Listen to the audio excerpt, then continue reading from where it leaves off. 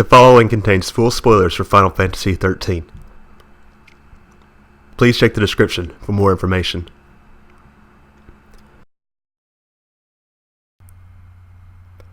Final Fantasy XIII-2 Fragments Before Part 4 Fair and Foul Chapter 7 20 minutes. I'm still not sure how much use I will be, but I will work as a member of the provisional government.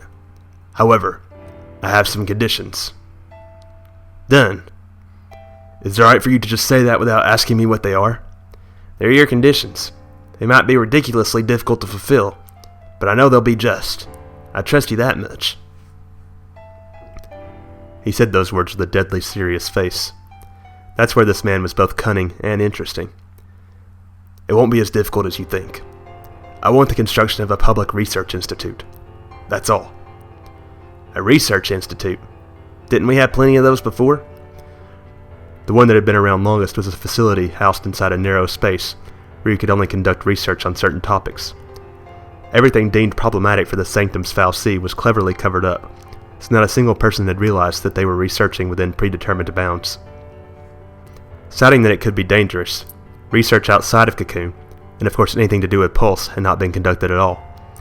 Well, it seemed the military had dispatched reconnaissance teams outside of Cocoon, but the results of those studies had never been publicized, so there was no point in it. The underlying cause of all the commotion that began with the Purge was our ignorance toward Pulse. We can't go down that same path again.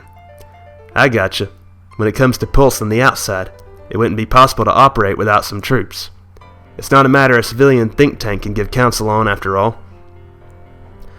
Besides, if we have a public institution, then we don't have to worry about being restricted by the expectations of corporations. Information on Pulse won't be commercialized or monopolized by a select few people or organizations. All of the research findings should be made public to the citizens. Even if that information was too problematic for the public to know? Absolutely. All information must be publicized promptly, as well as accurately. That is why this research institute must have independent authority and not be interfered with by the government, so that never again will information be manipulated or fabricated. Everyone would know what they wanted to know, and study what they wanted to study. It couldn't be a society in which something so commonplace was not permitted. On top of that, an institution that held independent authority could function as an auditing agency for the government, as well as the Congress. It could probably also prevent the government and Congress, as well as the judicial system, from aberration and going out of control. At the same time, I'd like to have a higher education institute established parallel to the research institute. Well, there's no point in just building an empty box. No organization can go without human resources development. As a matter of fact, he had always been thinking about establishing a new higher education institute in the back of his mind, ever since before he brought these conditions to the attention of Rigday. It was due to something Hope had said.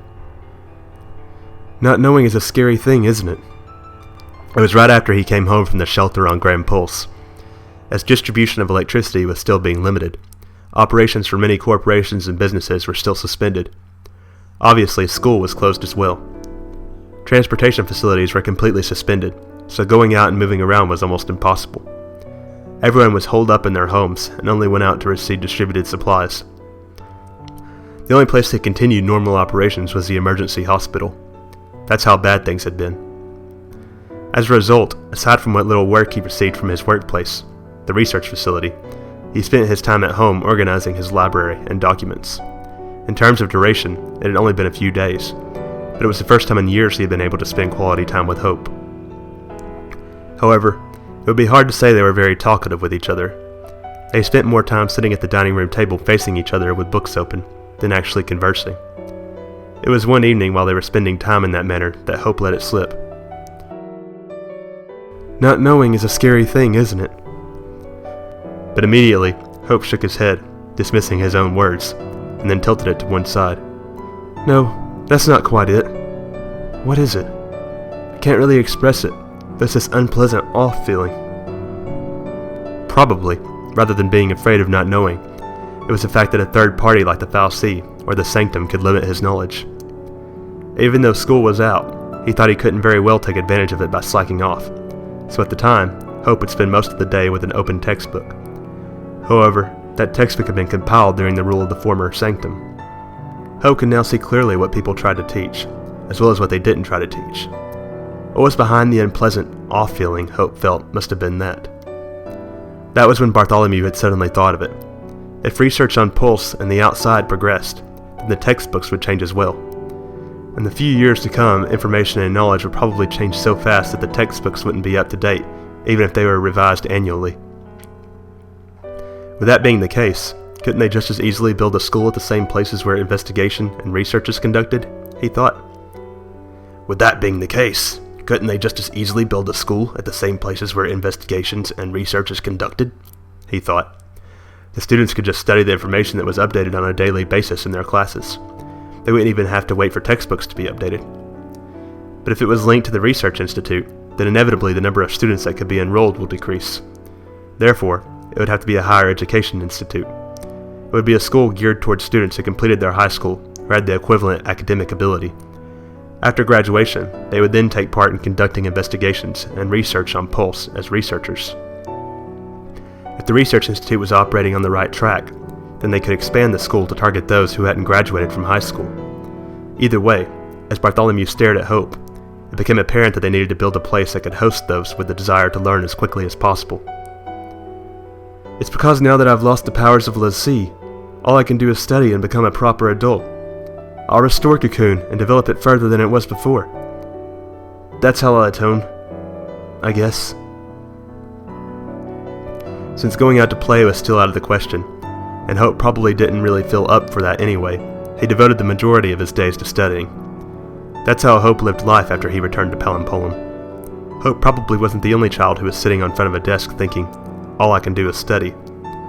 When all of society is met with crisis, everyone naturally tries to do all that they can do. For those children, he would build a place to host them and be a target for their aspirations. Perhaps that was a role he possessed as a researcher, as well as Hope's father. He vaguely imagined it, but in order to actually build a research institute in school, a budget and manpower would be needed. He had planned on making tentative plans for one or the other somewhere, but he was prepared for the fact it might take some time before it became reality. Who would have thought he could have suggested it as a condition? And on top of that, have Rigday agree to everything so easily. Alright, I accept all of your conditions.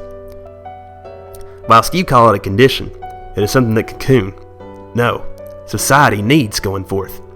I have no reason to say no. That aside, I also have one. He started to say condition, but Rigday corrected himself and said, favor to ask of you. A favor? No matter what happens from now, don't get your hands dirty. Get my hands dirty? What do you... These are borrowed ideas too, but it seems that it's the military's job to get their hands dirty, and the job of politicians to conceal their dirty deeds. Which is to say that from now on, a lot of dirty work may need to be done. He didn't have any experience tied to the political world, but he saw people who were involved in it more often than he would have liked. As such, he had some idea what Rigday was trying to say. I'll do all the dirty work. It's true that I may not be geared towards scheming, but I said it's the military's job to get their hands dirty, didn't I? I'm more used to it. He tried to say that it wasn't a matter of being used to it, but then he realized what Rigday had said wasn't government, but provisional government. He had said, it will no doubt cause resentment. There will be considerable resistance. There's no telling what setbacks you'll face. You're planning on becoming the lone villain? However dilapidated society already was, there would be considerable resistance if you tried to rework it completely. The need to resort to force was likely to present itself. Things would be fine while you were still moving ahead. The problem was when you reached a point called the goal. All of the recoil built up until then would hit like a deluge. Whenever a powerful force has been exercised, backlash is sure to follow. Rigday was planning to take responsibility for everything when that time came. He was probably planning to shoulder all of the malice and dissatisfaction and anything else, and then exit from center stage. He would then pass the baton to someone whose hands were clean. That isn't very fair, is it? No, I don't think you can say that. What I want from you isn't just to keep your hands out of the dirty work. I'm asking that no matter how much power you come to hold, you just don't reap the benefits. even if it looks like you can get something good out of it. Don't. Just bite your tongue and watch." "I guess it isn't very fair, huh?" smiled Rigday wryly. "I'm the one asking for the unreasonable, no matter how you look at it. But we can't do without someone who can unabashedly say nice words. No one can beat a sound argument. If you can't keep the rebels at bay, then the fresh, new system you've just made will no sooner fall to pieces. I don't know how strong the rebels will be. That's the only way I know how to fight to begin with, seeing as how I'm not someone skilled. I'll do a job that Hope can be proud of. That's probably the only thing that will remain unchanged, no matter the job or the place. I don't mind if you become the villain, but I'd like for you to arrange things so you can remain on the stage until the curtains fall. I'll make an effort, but I can't make any promises." He gripped the hand that was held out to him. Agreement made. "Whoa, we almost ran out of time there." Rigday touched the wall with his hand again. A number of images appeared, but they were clearly different from before. Congresspeople had begun gathering in the large hall designated for the assembly, and soldiers could be seen inside the waiting rooms and smaller meeting rooms. "I'm going to go clean house."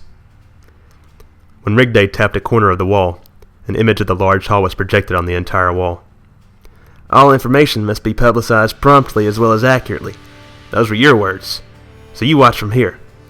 Oh, and also, don't accidentally touch the wall or anything midway." "Biometric authentication, huh?" "You got it. It is a secret base after all. It's programmed so that if a hand other than my own touches it, the whole thing shuts off. The door at the entrance hall can't be opened from the outside. You can go out from the inside, though. Only those invited could go inside, and even if you were inside, you couldn't meddle with the system in the room. This meant if someone unauthorized by Rigday got in here, they could do little more than exit the room. I should really have you sit in the Assembly Hall spectator gallery instead of being in here, but your face would be seen all over. It would be annoying if the politicians stuck their noses where they didn't belong, right?" He quickly called after Rigday, who had said this all in a hurry and was about to leave the room. "I just want you to promise me one thing." All of the soldiers in the waiting rooms and small meeting rooms had been armed with weapons. The soldiers who had been on security duty at the entrance pretended to change shifts, and probably hid themselves inside the room around the large hall. It was clear what they were trying to do. "That you will not spill blood for this change of government. Something paid for in blood will someday, without fail, necessitate even more blood." Rigday, who had stopped and turned around, just stared at him quietly. Even though Bartholomew made no facial expressions whatsoever, that face still seemed to pierce his heart. "That's something I've learned the hard way." Without waiting for Bartholomew's reply, Rigday turned on his heels and exited the storage room.